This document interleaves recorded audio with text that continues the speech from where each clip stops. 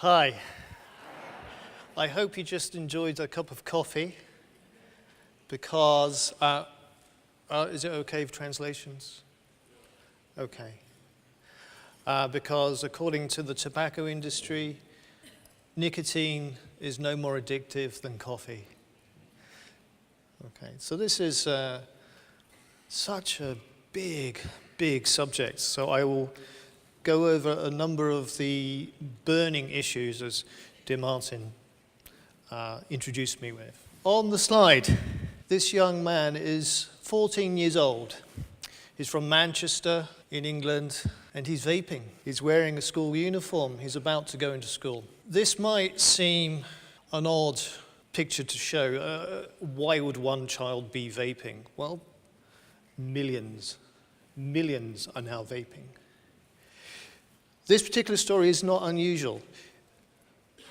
So why did it make the headlines?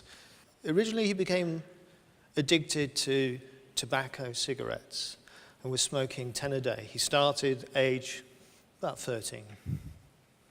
Somebody offered him a cigarette, so he started to smoke. His mother, out of compassion and love for her son, she said, "This is so bad, tobacco's so bad. I'll get you an electronic cigarette because they are healthy and safe and they will get you off your nicotine addiction." That's what she believes. Why? Because the British government publishes this fact. But that wouldn't make the headlines. What made the headlines was that she fought against her son's school. She demanded that her child be allowed to vape in school, in class. And the governors and head teacher said no. So she went to the press, and hence the news story. And in a way, that's a microcosm of this entire talk, that demand to say we can vape everywhere because it's safe, because the British government lies. I don't like to say that. I'm English and it upsets me a bit, but they lie to the whole world about this subject, and I want to go into that in some detail, if you permit me. The Immoral Reprogramming of Society's Mind. What a great title. Thank you for giving it to me. But that sums up everything. We are being clouded by this illusion that electronic cigarettes, and I'll talk if I have time about the heat-not-burn cigarettes, that they're safer, they're less harmful, and that they will wean you off your nicotine addiction. It's not true. So we've heard about addiction for the new generation. Toys made to look like mobile phones, and tablets, iPad equivalents. We just heard about sugar addiction. This is not too uncommon now, as we hear, and the effects on our teeth are also not very good either. Okay, so we have this new generation of addicts. What about vaping? This made the headlines and news across America and other parts of the world. My first vape. First question was, is it genuine? Can you buy it? And if so, where? Actually, it's a fake. The designer who made this packaging did so just to make a point. We are giving all the things we know are bad to our children as toys. Toy mobile phones, soon real ones, iPads, etc., all the addictive things. So when are we eventually going to give them electronic cigarettes as well as a toy, just to train them into becoming the next generation of addicts? If you thought that the target isn't children, think again. This is a quote from R.J. Reynolds, which is a tobacco company just recently purchased by British American Tobacco, from the 1980s. This was revealed, and Dear Lucas gave us that. I do not believe nicotine is addictive Senate hearing. In the documentation that forced that Senate hearing was this quote: at a sales meeting for R.J. Reynolds. The sales reps asked the executives in the room for their company, R.J. Reynolds executives, they asked who their target market is because they wanted to place tobacco in shops very close to schools. So they asked, exactly, who are the young people being targeted? Junior high school kids or even younger? The reply came back, they got lips, we want them. Don't think for 1 second that anything has changed. They're still the target. And unfortunately, there are so many children smoking still. And now they're moving towards electronic cigarettes, and we'll explain a little bit about why that is. But some facts on tobacco smokers. You have a shorter lifespan in general. 7 million people die every year from tobacco. That's an epidemic that's ignored. We'll go into reasons why it's ignored. By the middle of this century, because of the massive increase in smoking in Africa and in Asia, China in particular, it's estimated we're going to get around 20 million deaths a year directly caused by smoking. That's tobacco cigarettes. There are some varying statistics on numbers of smokers dying directly as a result of tobacco. Some will say every second smoker, some will say 2/3, some will say 85%, I will say 100%. It's so toxic. Eventually your body is going to give way in some way, and that toxicity is going to be, the reason why your body gives way is because of the toxicity of the cigarette that you take. Average life expectancy of smokers in men is reduced by 13 years. In women, 14 and a half years. So my great-granddad, he smoked until he was 80, nearly 90. He died. He didn't seem to be particularly unwell until the last 2 or 3 years of his life, where his mind and his body started to degenerate. He began when he was about, he says, when he was about 6, smoking. But he may have lived to 100. If he didn't smoke. He lived healthily, he grew his own food, no pesticides or anything, just grew everything naturally. So he had a natural life except for smoking. My great-grandmother, and this was something that came up from Dr. Yadz's talk that you asked the question, about bingo. My brothers used to accompany my great-grandmother to the bingo hall when she visited. She would smoke chain smoke continuously. She wouldn't take the cigarette out of her mouth. She would just smoke and smoke and smoke. The ash would get longer and longer and longer, and eventually it would fall off. And then she'd get another cigarette, whilst we played bingo with her. And all these lovely old ladies, beautiful old ladies, would be there as a big social event. And boy, was she tuned in. Most of the time you think my great-grandmother's not really with it, but when it came to bingo, she managed several different cards at once. Incredible. Chain smoking all the way through. That was normal in those days. This was the 1970s, 1980s that we did this. But no longer. Bingo is all now online. That social event is gone. Great shame. Not the smoking part. I'm glad that's going, but the social life. Importantly, the quality of every smoker's life is reduced from the first cigarette. So even though you might think, well, I'll live to 80, then I'll die, and I'll have some health issues maybe as you get older. What you don't realize is that your life is actually starting to decrease from that first cigarette. And it's downwards the whole way. Now, smoking in different countries. Well, there's been such a big campaign against smoking over the years, particularly in the United Kingdom.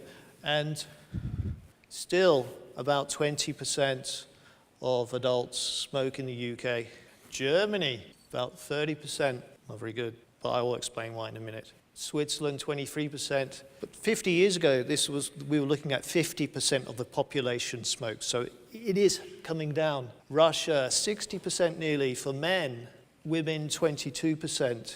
And so on, the United States, 18%. This is from Tobacco Atlas. This is the global survey on smoking they conduct every year. Other countries, China, 48% men, only 2% women. And I can say from being to China a couple of times that seems to be about right. Africa, the numbers here are actually a bit low. And I have seen videos recently on YouTube from tobacco companies looking at how they can promote smoking in women in Africa because their numbers are too low for that industry. We still have too high levels, really high levels of smoking across the world. Okay, so smoking figures are quite high around the world. This is a sample, I can't put them all. Colombia, 9%, so well done, Colombia. But I don't know about the statistics, how well they're recorded. But still, 1 in 10 people smoke. Okay. This, because we had discussions about male and female yesterday, the cigarette companies target men and women differently. It's disgusting, really, that they do that. They say, we have the product for you. Okay, it isn't good. So we make Virginia Slims especially for women because they're biologically superior to men. I'm not arguing that they're not, that's true. But the fact that they will target that, you will be a superhero if you smoke our product. Just giving you a flavor of what it's like. So Germany, 30%. And when I arrived, I walked out of the airport and there were people smoking immediately out of the airport. It's no different in England. You go to the airports, Heathrow, there are smoking areas straight out the door. So when you arrive off the plane, you leave the airport building, immediately you're hit by a wall of smoke. It's disgusting. So we need to do something about that.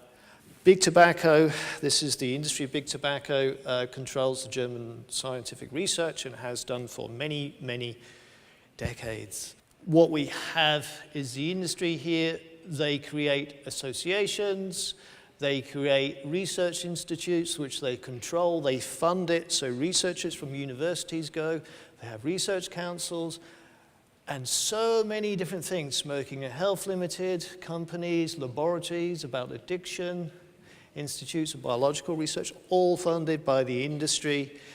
Big tobacco companies, they have their own research programs and they entice scientists to go join those research programs.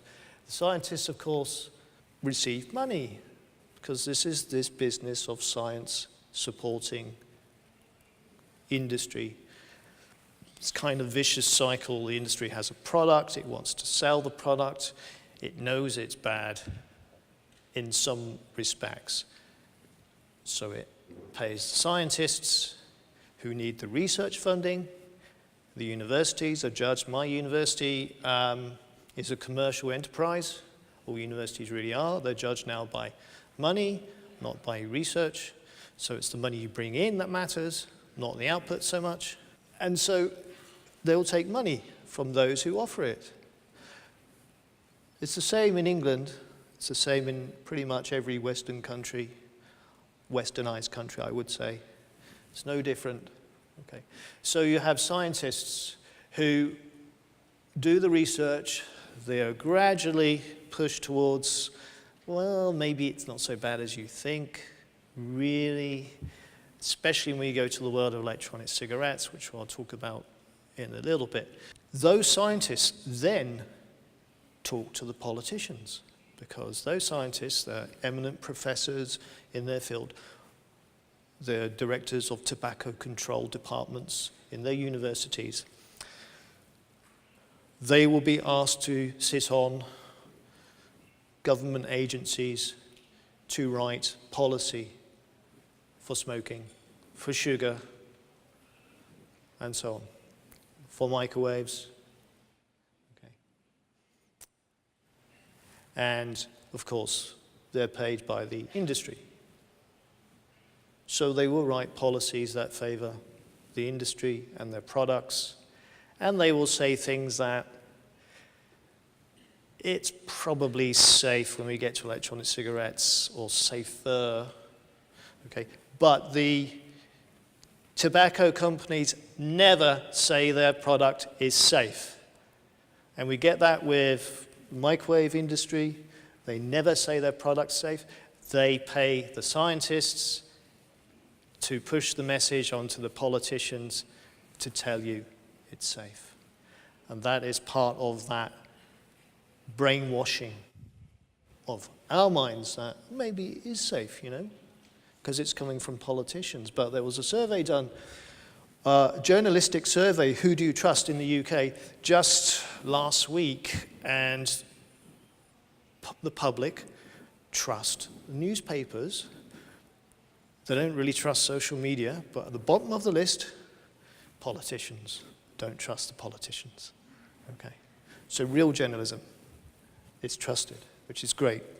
So in 2015, this announcement appeared on the Public Health England UK government website.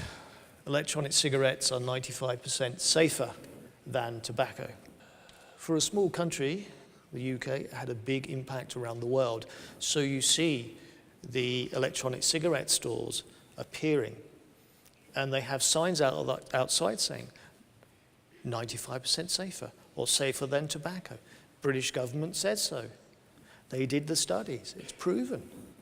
And I put this in a black background because I don't want the World Foundation to be saying that they're safer. Okay, that was my reason for doing that, but it's a massive impact. That website, it's still there. If you can go to that address, it's still available. You can look it up. They haven't taken it down. They've updated their information over the years, but they have the same message. So that's policy in the UK.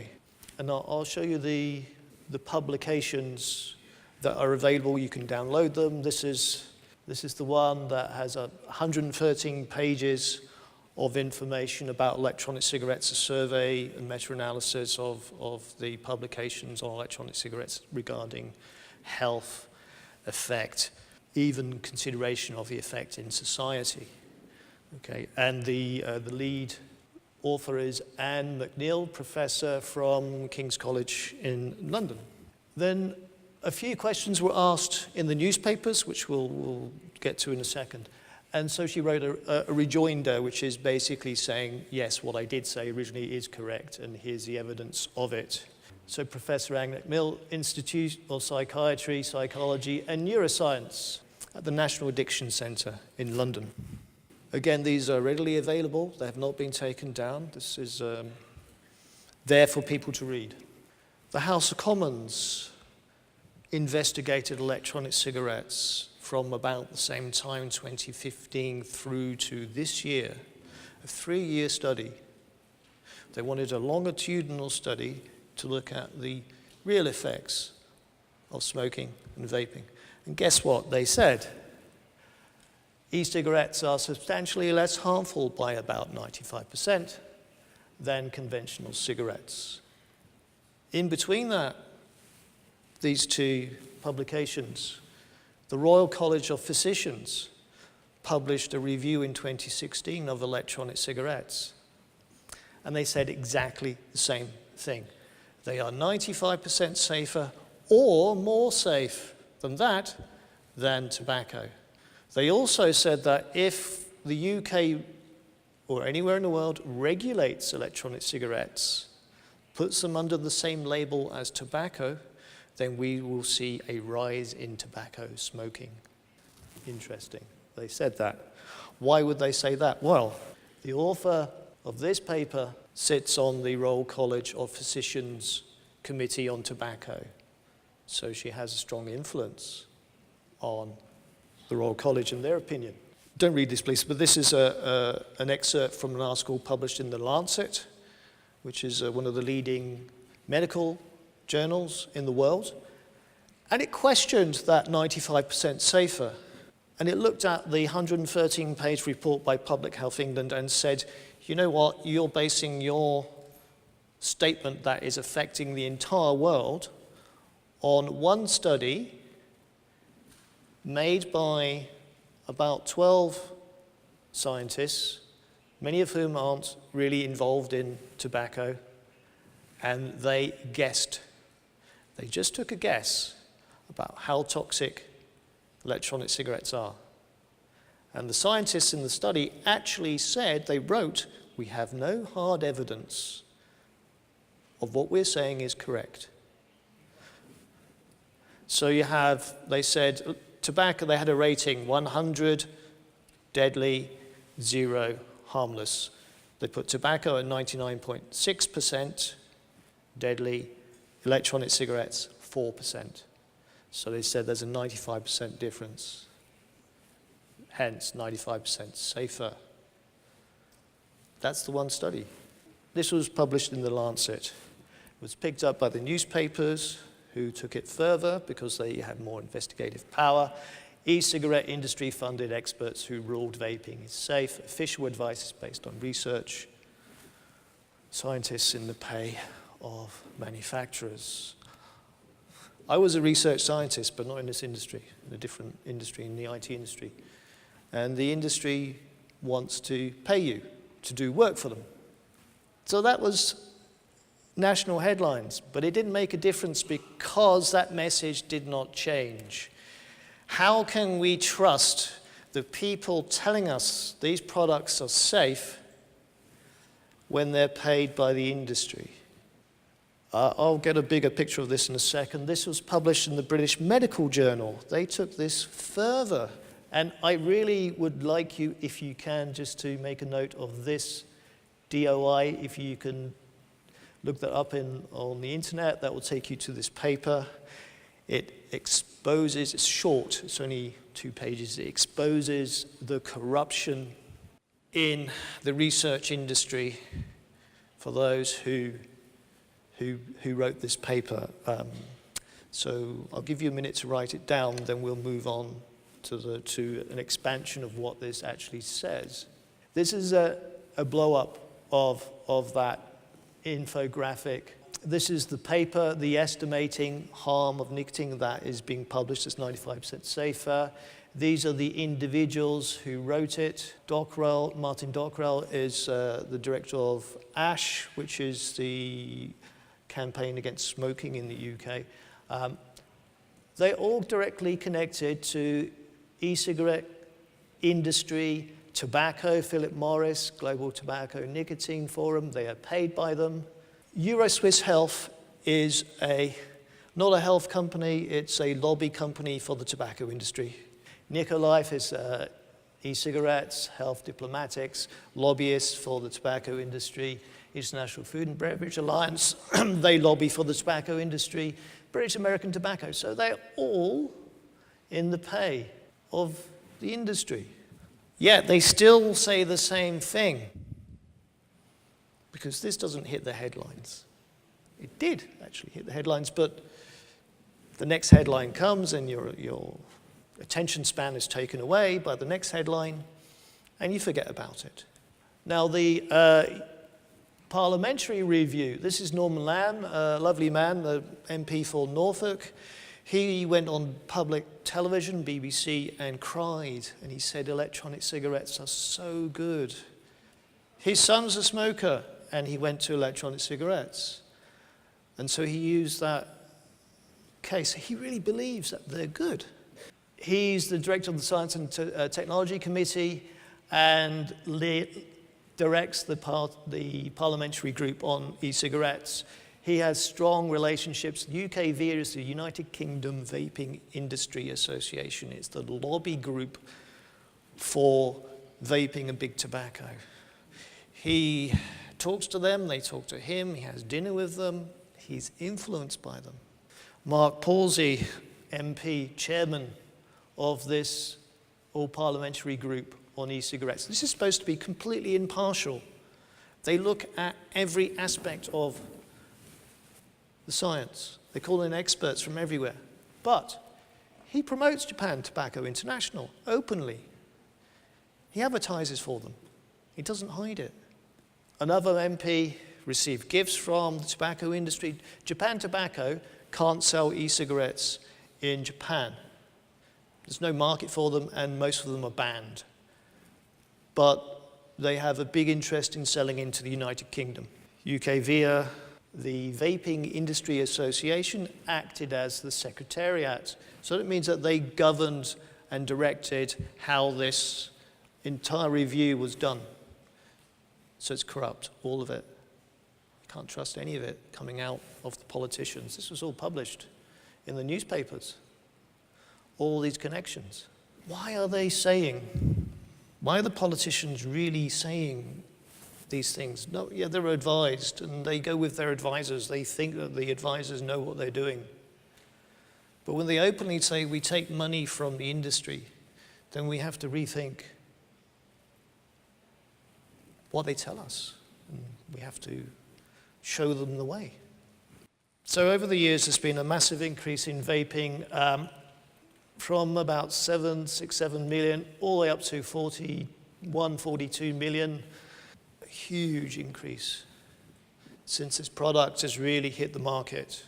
Now, hitting you with a lot of political stuff, but this is all part of the reprogramming of an acceptance of these products as normal in the world. Okay, so we see a big demand for this. Okay, it's all about money. Okay, the vaping industry, 2015 was 8 billion, now projected to be in a few years' time 47 billion. It's expanding. I think that's a conservative estimate. If countries open the doors to electronic cigarettes and accept them as normal, then we have a big problem, really big problem. British American Tobacco, I love this quote, so I put it here. We often get asked why we don't just stop selling cigarettes. Okay, in short, we don't believe this would be commercially sensible. Why did they say that? This is on the website. I saw that it's still there, you can look. Because they write, the tobacco companies have to put on their websites that smoking is deadly and you will get lung cancer, you have heart disease, all the things we know about them you will get. But then they said, well, why don't we just stop making them? They said, well, we want the money. It's about the money. This is debatable, this figure, but the National Health Service says that the cost of smoking is about 4 billion. That's hospital costs, that's all the support staff around and all the different charities that help people stop smoking, about 4 billion. Revenues from tax on smoking, 12 billion. It's a monetary incentive, and I imagine most countries are the same, that the income from tax on this product is more than the cost of, far more than the cost of dealing with the effects of the product. Okay. Now, that is questionable. The loss of earnings in the private sector is about 6 billion per year, 7 billion per year. Okay, so you soon get that balance, but still the public cost. So what is the incentive for the industry and for the governments to change? There isn't one. One of the key arguments that the industry puts forward for electronic cigarettes that the scientists put forward is harm reduction. They say, if we can get every tobacco smoker onto an electronic cigarette, we will probably save 50,000, 100,000 lives per year or more globally. This is why they're pushing this. The scientists are pushing this. They believe that they will save many, many lives, and I'll talk about that in more detail later. The products that you see, that's the nicotine patch. It has twice the amount of nicotine as a cigarette. These things haven't really worked. Many of the professors and scientists who are now pushing electronic cigarettes had financial interests in those products, the chewing gums and the patches, and they haven't really worked to the level they would like, so they now have to look for some other savior to get rid of smoking. And this is the problem. It's become an ideological battle in the minds of some of these scientists, not just financial, but also ideological, that we must end smoking completely. And I'm not arguing that that's wrong. I agree that we must get rid of smoking. But is this the solution? Is electronic cigarettes the solution to it? No, it's part of the problem. And I found this wonderful website, Foundation for a Smoke-Free World. And I absolutely love the mission statement: to improve global health by ending smoking in this generation. Let's end smoking in this generation. I said, yes, I love that. That is so good. Such a drive to get rid of smoking in this generation. Fantastic. Around the world, until I found out that Philip Morris International is funding it. $80 million over 12 years, and I've seen reports of up to $1 billion. Why are they doing this? It's because they're under so much pressure about tobacco that they are trying to push smokers onto their harm reduction alternatives like IQOS, e-cigarettes. Yeah, patches maybe, but they have other websites, similar things. And everywhere they say, quitting is hard, quitting is hard, quitting is hard. It's brainwashing. It isn't, until you find out one thing, which I will tell you about. This is the problem.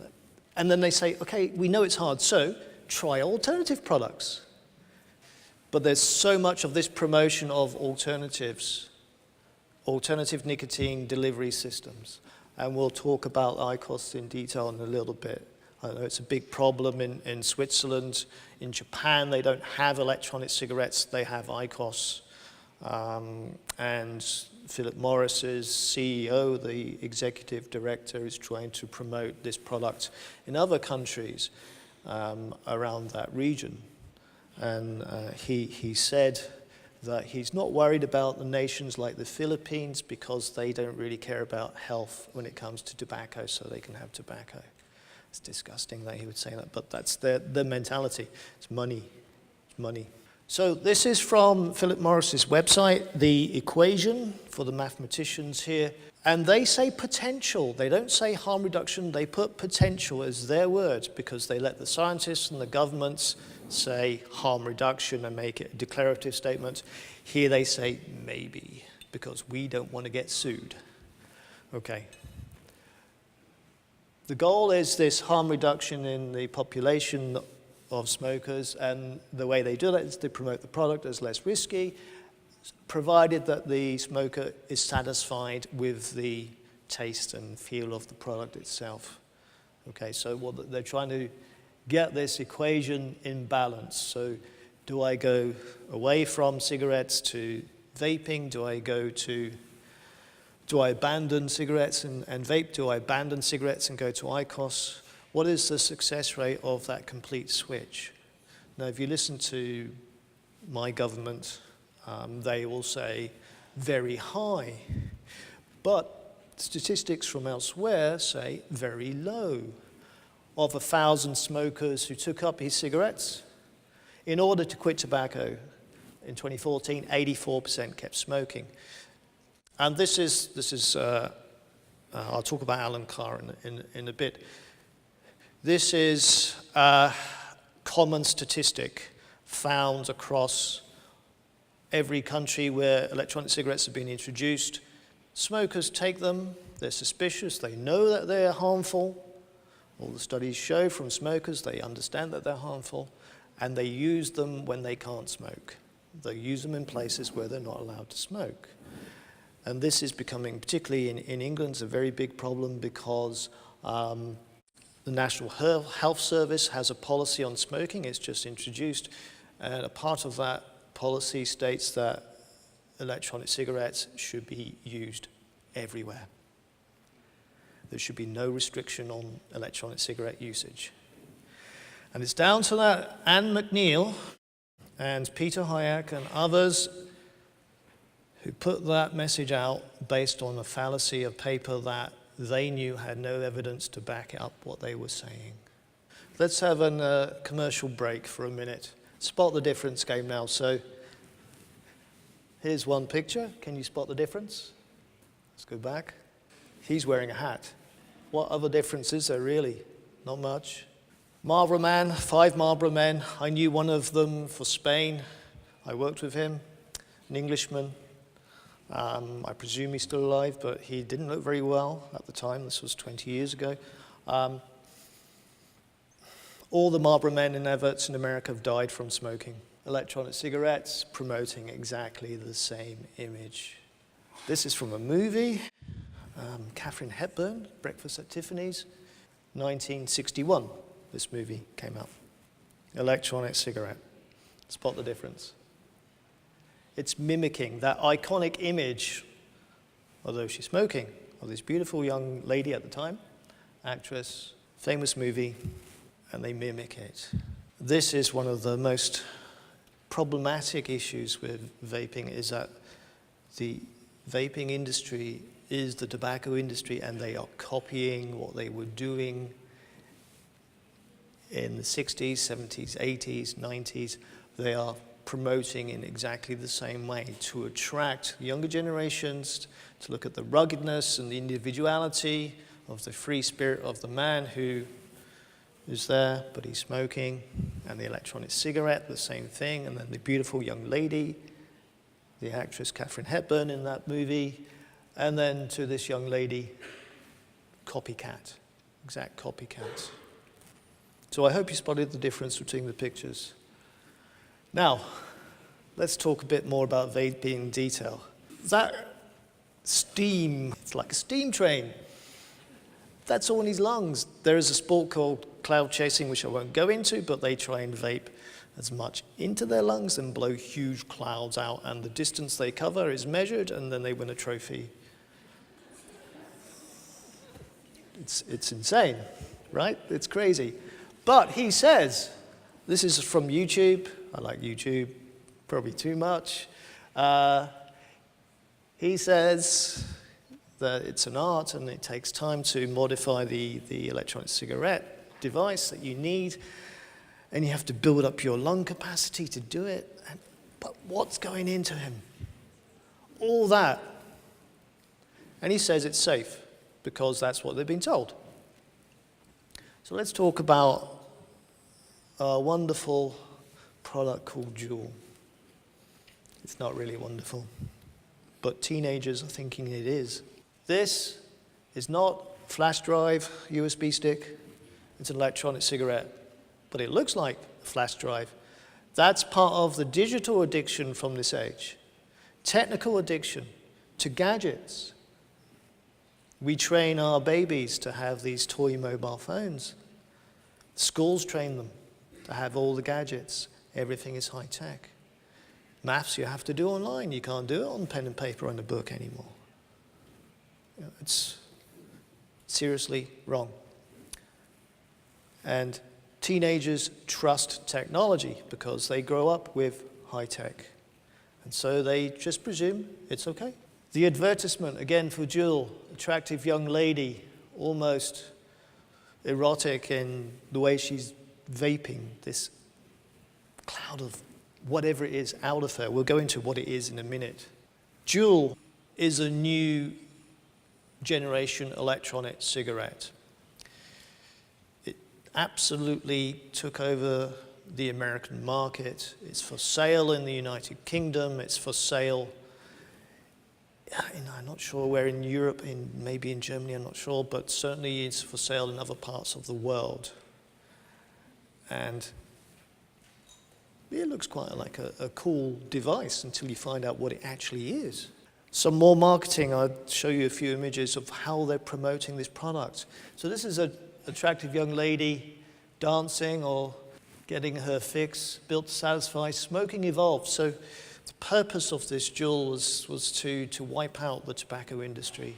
So they say, the founders, and we'll look at that in a minute, and have everybody on this electronic cigarette in the United States and other parts of the world. Again, the marketing. This is attractive to the youth, to teenagers. They wonder what it is. What is this? It's very clever. Their marketing is very, very clever. They know exactly how to attract younger generations to their product. And they've tried and tested it through the tobacco industry. Okay, but this caused conniption fits, if I want to use that phrase, sorry. Big problems in America. This is from the Washington Post. The Food and Drug Administration in the US said, enough is enough. We are sick and tired of this vaping industry. The FDA chief said it's an epidemic. Why? Because at the beginning of this year, a year ago, there were 2 billion vapers at high schools, children in the US. Now there are 3.7 million because of Juul. And I would like to show the movie. This is the problem, that the children who use this don't know it contains nicotine. 63% don't know the product always contains nicotine. Not all electronic cigarettes do, but most do. Okay. And there's something special about Juul's nicotine, which we'll look at. This is from the patent for the nicotine salt. They have a nicotine salt, not a nicotine liquid.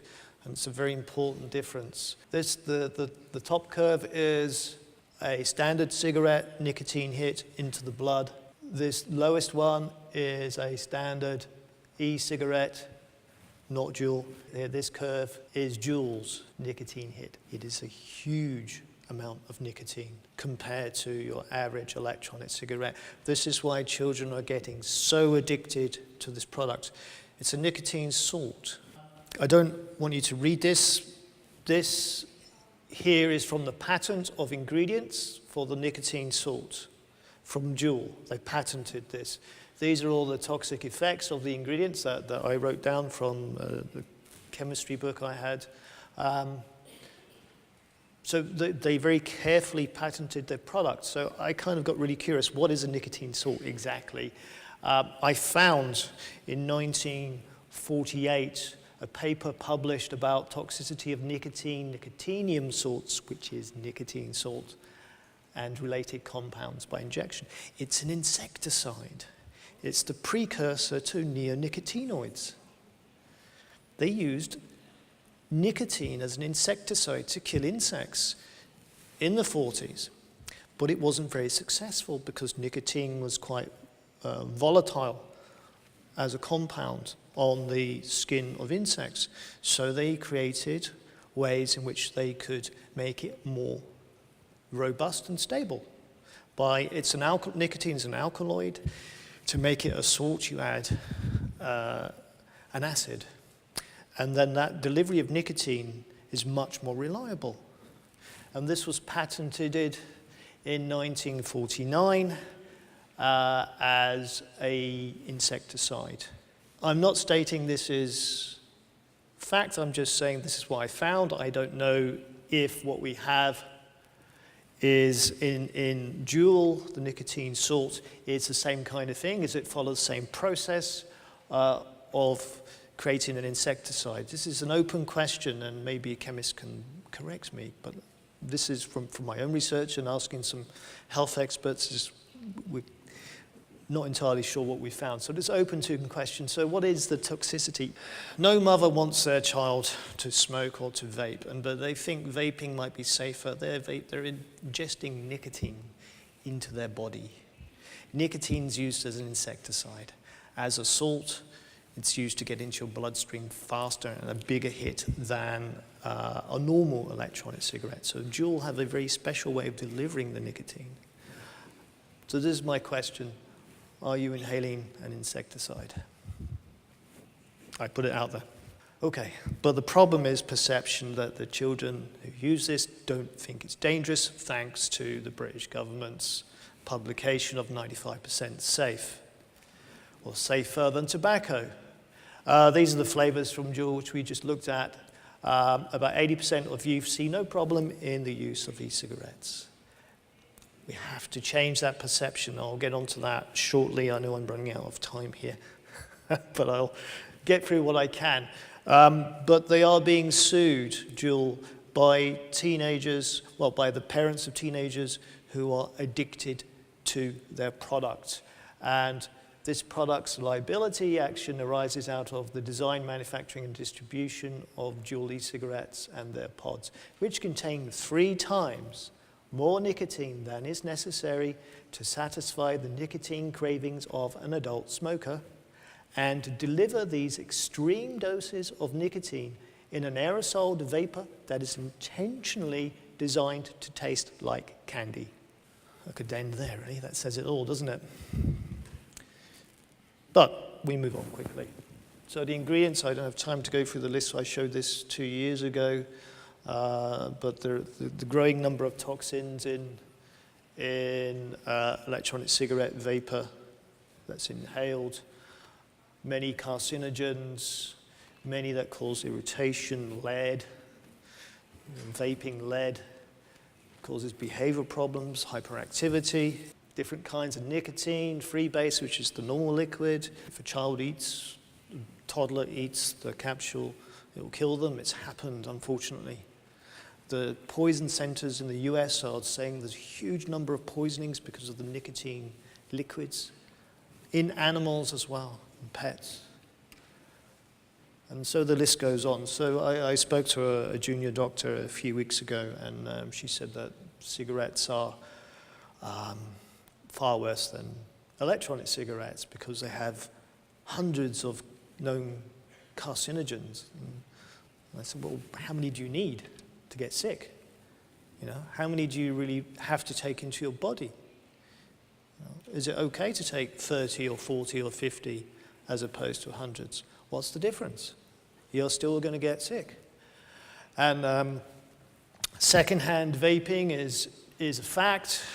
If somebody blows up that steam cloud next to you, you breathe it in. You get the nicotine, you get the heavy metals, you get the carcinogens into your lungs. Third-hand vaping is now beginning to be spoken about, that the vapor it's like a liquid, so it will stay on your clothing, on your skin, in your hair. And if your child, you go out and you vape because you don't want to see your children see you vape in the house, you go outside, come back in, you've still got the toxins over your body. Give your child a hug, they get those toxins, and those can be absorbed into the skin. Now, Public Health England say that every paper about secondhand vaping is a lie, that it's not proven, that all those papers have problems with them, and we should not accept any of it. Because they're promoting that you can vape everywhere. As dangerous as smoking. So I wanted to quote again this wonderful professor, Stanton Glantz. 2 years ago, I would say that electronic cigarettes are 25% as dangerous as tobacco. Now I think they're 3/4 to as dangerous as a cigarette. There you have it. Completely different view to the British. I'm siding with this man because he knows what he's talking about, and he isn't corrupt. The National Academy of Sciences were asked by the FDA, because of Juul, to do a complete survey of the literature, 800 papers. This is just the headlines. They found that if you vape, you will go to tobacco. The risk is heightened that you'll go to tobacco, 6 times more likely, 4 times more likely you will try a cigarette. E-cigarettes can explode, though it's rare, okay. The liquid, as we said, is fatal. So it's not just me saying this. This is the National Academy of Sciences, a leading research institute in the US. Okay, so it's the same thing. Interesting, they said if everybody switched from smoking to vaping, a middle-aged smoker would probably have less toxins in their body, short term. But long term, because of the massive increase in vaping in children in schools, long-term health effects for the population are worse. It's going to get worse because we almost beat that smoking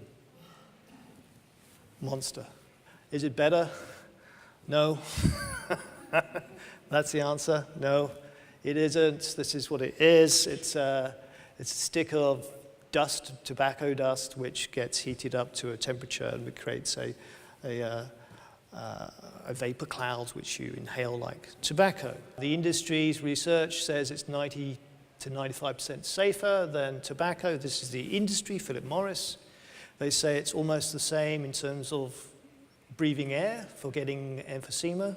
They say this is their product they're measuring against. They say that for cardiovascular disease, it's almost the same as breathing air. Do you really believe that? This is what they're promoting their product as. But the proper science says they release similar levels of volatile organic compounds, carcinogens, as nicotine, and higher levels of polycyclic aromatic hydrocarbon acenothenes than conventional cigarettes. Well, you know what those are, right? They're all the cancer-causing agents. Lung cancer, liver cancer, stomach cancer, skin cancer, bladder cancer. That's what causes them. Higher. The same thing over the years. They've been trying to promote this product, a different version. We found it to be the same, at least as toxic as some commercially available cigarettes. This is heat-not-burn products. Through history, always the same result, as bad as tobacco. Always the same result. Even this year, publication in Tobacco Control is associated with significant pulmonary and immunomodulatory toxicities. So the same problems, no difference between conventional cigarettes at all. Okay? It's the same. So ask yourselves, is it really safer than smoking? No, it's the same, exactly the same. But this company is promoting it around the world as safer. So now you can tell people. Nicotine has been reported to help both relax and stimulate at levels found in cigarette smoke, e-cigarette vapors, or concentrations, in replacement products. Nicotine is likely to be no more risky for most people than regularly drinking coffee. Nicotine can have a range of benefits, particularly for mood and concentration. Who said that? Take a wild guess. It's the industry, British American Tobacco. You'd think this was many years ago, as Lucas pointed out in your slides. 1994? No, this year. This year. They don't care. They said, we want the money. And they knew that nicotine's addictive in 1963, that they are in the business of selling drugs. They knew that. They knew also that no matter how low the nicotine level is in the product, the smoker adjusts their amount to that level. So to pretend that nicotine isn't addictive, they have lower levels of nicotine, and they know that the smoker will smoke more to get the nicotine hit. This is the same with electronic cigarettes that have lower nicotine. They vape more to get the nicotine levels. They're an addict. I wanted to mention this man, Alan Carr. He smoked 100 cigarettes a day. And he tried every method to quit, but couldn't do it. Couldn't do it until somebody told him, you're an addict. You're addicted to nicotine. You're a drug addict. And that unlocked the brainwashing in his mind about smoking. And he quit, boom, just like that. And then he told his friends, and they quit. And then suddenly, people were calling him, can you help, can you help, can you help? And so he began his process of teaching people how to quit immediately. Get this please, if you know someone who smokes, who's desperate to quit and can't, get this book really, really helps. It completely unpicks the brainwashing you go through from movies, from advertisements, from the industry, from governments. They tell you it's hard to quit, almost impossible. His way is easy. Really important. This is the problem. If you're smoking, you know it's wrong. Every smoker, whatever they tell you, does not like smoking. They wish they could stop. But they're brainwashed into believing they're giving up something really important, something that's maybe a pleasure or a crutch in stress and crisis, in moments of stress and crisis. And so they can't give up smoking because they're giving up a part of their lives. So he's dreaming of smoking. But Alan Carr said that's rubbish. You are not giving up anything. You are gaining everything when you quit. your addiction. Okay? And the first step to quitting is the recognition that you're an addict. That's the most important thing. My dad smoked heavily, but he tried many ways to quit. His dad died from smoking effects, cancer. His uncles died. They all smoked. They all got cancers from smoking. So he wanted to quit, but he couldn't. He tried patches. He tried chewing gum. Couldn't quit. But his job was he was a sales rep in a company that made property company. So he had to drive a lot, and they had a company car. The policy of the company was nobody smokes in the car. So he traveled long distances to sites where they built property. And he had to stop on the motorways every half an hour, 20 minutes, to have a cigarette. And at that point he went, oh my God, I'm an addict. And then he quit. Easy. That one thing made him, he realized immediately, I don't want to be a drug addict. I don't want to be controlled by my drug. And this is what Alan Carr is saying. This is how it works. It makes the addict seek relief in the very thing that's causing them misery. That's addiction. They are fooled into believing that they have to have this product.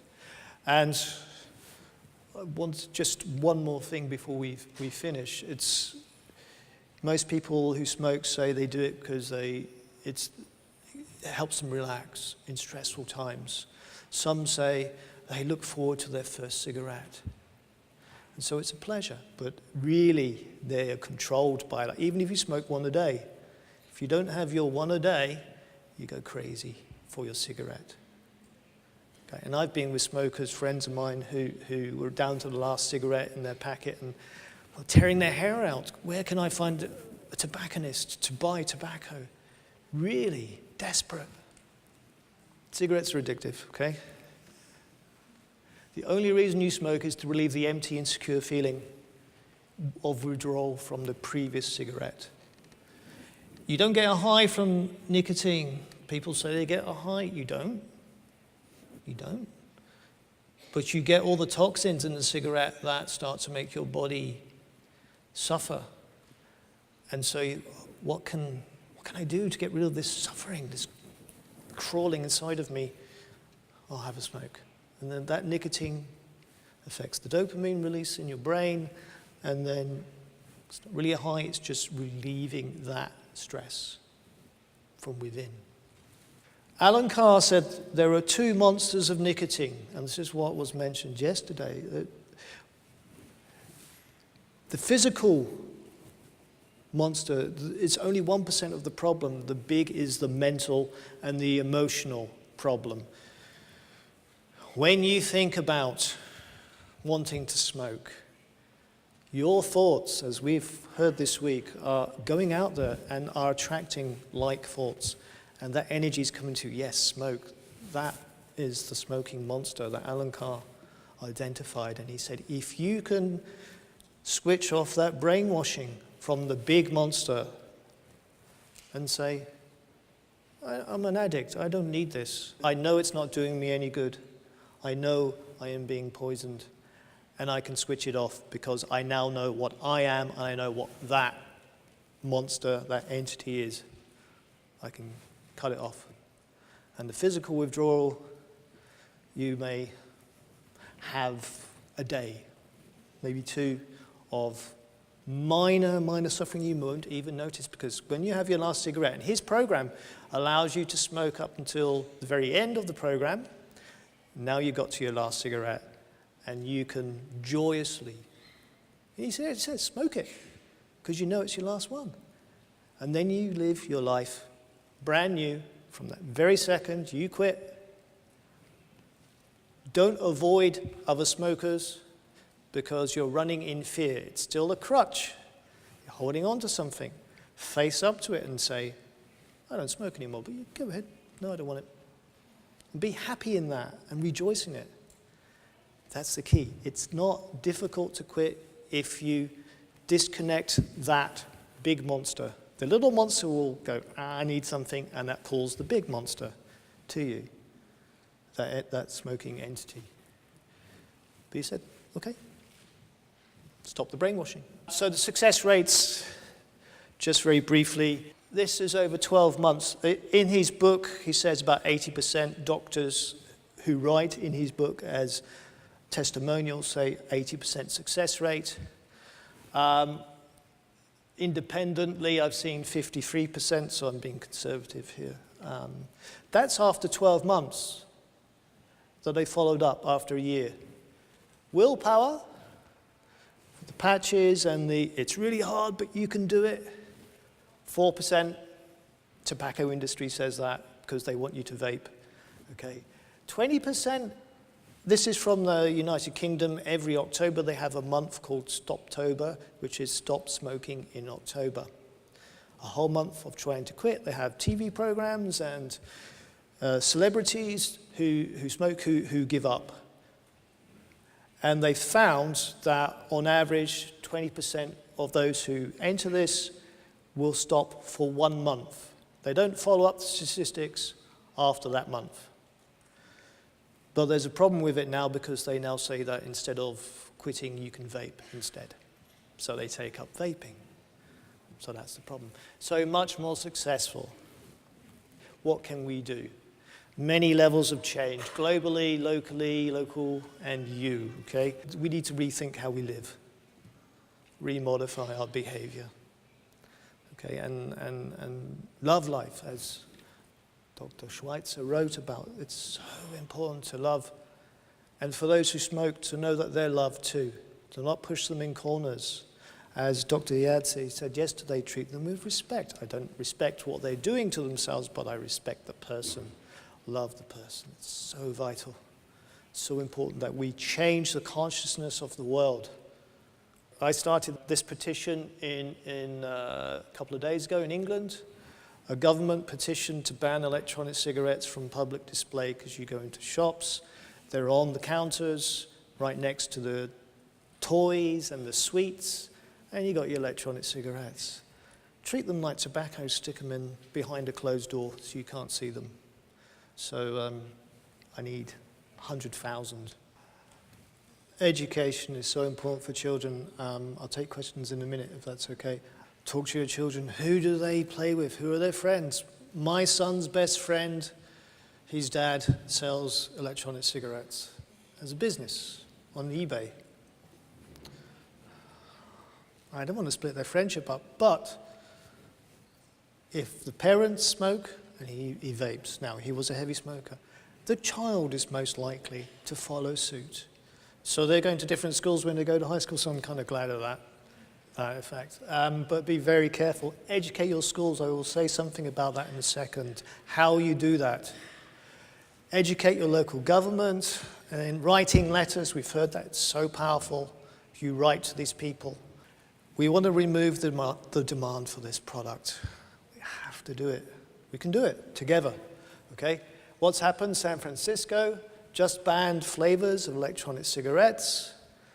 If they can do it, so can we. Where are we? New York State just banned vaping in public places. Hong Kong just banned electronic cigarettes completely. Other countries don't accept them, but they're being pushed to. This is the UK. Experts call for a ban on this. You are now experts because you've been part of this talk, so you can go and stand up. And you can say what I'm saying because you can have these slides and you can read and learn and talk the way that we talk here. This man, this is so cool. I was in the airport at Heathrow, looking at my slides quickly, and news just came in. This man works for a company called Cox Health. I thought I have to put this in. He's a anti-vaping expert, a smoking cessation expert. He got called into high schools in America to talk about Juul, to talk about nicotine and addiction and the poisons and what they can do to stop it and how to handle, to some ways, addiction. We've heard some things on addiction here this few days. I want us all to do the same. My children go to schools. Many of you have children and grandchildren who go to high schools. Why can't we all do this? Why can't we learn the science, the facts? You have it here in these slides, and it's available to do some study. Then go talk to the schools. Talk to the head teachers that you know. Can I come and talk about this problem? Because it's a problem, and it's growing, and soon we'll be back to like we were 10, 20 years ago with smoking, 30 years ago, unless we stop it now. And then see what happens. Maybe together we can put together a little pack of information so you can all have the same slide deck or the same information to go. I will do that for you. Finally, last slide. My goal was really this, and Stanton Glantz summed it up in this book about the 1994 subpoena of the tobacco industry. Perhaps this talk, he said, his book finally will lead to the public, that's us, and the public policy makers to deal with the tobacco, and I put e-cigarette, industry in a manner appropriate to the amount of death and suffering it knowingly creates. That's their business. Let's end that business. Thank you. Thank you.